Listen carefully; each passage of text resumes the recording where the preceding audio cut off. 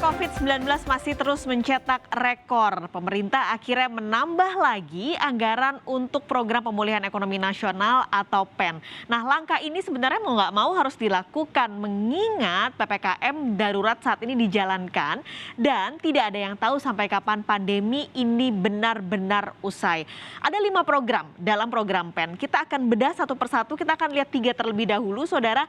Ini adalah 3 program dalam program pemulihan ekonomi nasional 2021. Kalau Anda lihat dari 3 program ini yaitu perlindungan sosial, kesehatan dan juga program prioritas. Program kesehatan jadi program yang anggarannya naik sangat signifikan, 120,72 triliun rupiah. Jadi dari yang tadinya 172-an triliun rupiah, saat ini program kesehatan di PEN dananya menjadi 293,56 triliun rupiah. Banyak hal-hal yang akan dilakukan dan akan digunakan dari program ini. Selain mengejar vaksinasi, targetnya bisa sampai angka 2 juta, saat ini sudah sampai 1 juta per harinya, sampai 2 juta ini melalui program kesehatan, tapi juga meningkatkan 3T. Ini juga yang jadi banyak pesan oleh banyak pihak bahwa Indonesia harus meningkatkan tingkat pengetesan. Saat ini masih sangat rendah, di mana positivity rate tinggi, tapi tingkat pengetesannya rendah. Jadi anggaran ini juga digunakan untuk 2 hal tersebut. Setidaknya untuk bisa benar-benar mengefektifkan PPKM darurat yang sedang berjalan.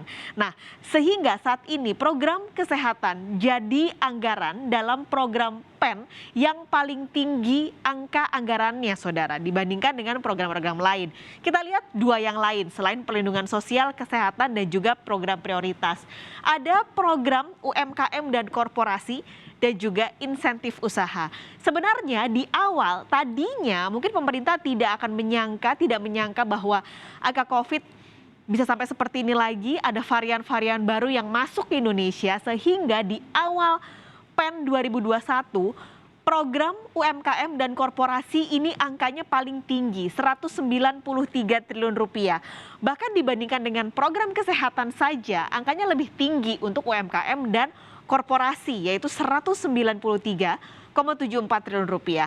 Tapi di tambahan anggaran saat ini, program UMKM mencapai 50 triliun rupiah, sehingga totalnya menjadi 243,78 triliun rupiah. Kita balik lagi, jadi kalau Anda bandingkan dengan yang tadi, saudara, angkanya akhirnya kesehatan menjadi nomor 1 saat ini, menjadi prioritas pemerintah di anggaran pemulihan ekonomi nasional, angkanya mencapai 293,56, sementara UMKM 243,78 triliun rupiah. Nah, kalau kita total dari semua tambahan anggaran dan juga kita bandingkan dengan anggaran sebelumnya, ada kenaikan yang cukup signifikan di tambahan anggaran yang baru saja diketuk palu kemarin. Dari yang tadinya di Januari adalah hampir 700 triliun rupiah, saat ini di Juli naik menjadi 924 triliun rupiah. Nah, ini membengkak anggarannya tentu saja, tapi ini mau tidak mau harus dilakukan. Kembali kami garis bawahi, dan pemerintah kembali harus putar otak mencari tambahan dana. Ada beberapa hal yang sebenarnya akan dilakukan untuk mencari skema-skema atau juga alternatif pembiayaan, mulai dari realokasi anggaran dan juga ada refocusing anggaran terutama di belanja daerah. Nah, ini nih yang harus dicermati, saudara, soal belanja daerah yang masuk dalam bagian ini. Melihat dari realisasinya, ternyata angkanya di bulan Juli ini masih sangat belum optimal.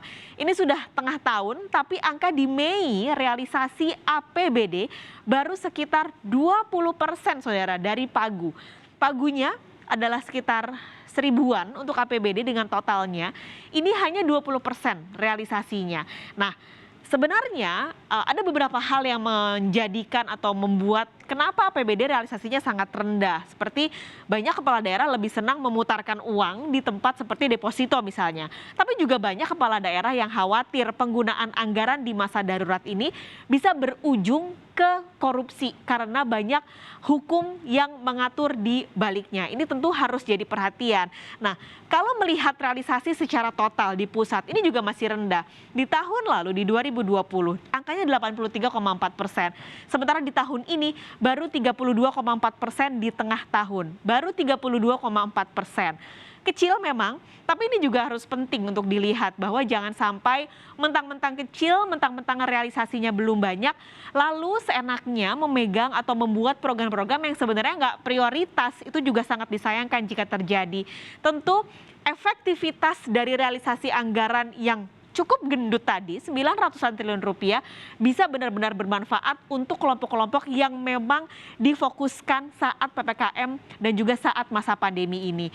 Nah, Menteri Keuangan Sri Mulyani juga memproyeksi kondisi pengetatan ini akan membuat pertumbuhan ekonomi di kuartal 3 tidak sesuai target yang sebelumnya diproyeksi. Kami berikan kepada Anda pernyataan Sri Mulyani. Apabila restriksinya cukup panjang karena COVID-nya masih sangat tinggi, maka pertumbuhan ekonomi untuk kuartal ketiga bisa turun di sekitar 4%. Ini yang harus kita waspadai. Nah, untuk itu kecepatan imunitas yang bisa dimunculkan di masyarakat melalui vaksinasi menjadi syarat yang penting, dan juga pelaksanaan protokol kesehatan sehingga kondisi dari COVID tetap bisa dikendalikan, namun pemulihan ekonomi juga tetap bisa dipertahankan. Nah, akselerasi vaksinasi ini menjadi syarat yang sangat penting, dan oleh karena itu kenaikan jumlah yang divaksin untuk bisa mencapai bahkan 2 juta per hari, atau bahkan kalau kita ingin menyelesaikan sebelum akhir tahun ini, maka diperlukan vaksinasi hingga mencapai 3 juta per hari pada periode Oktober-November yang akan datang.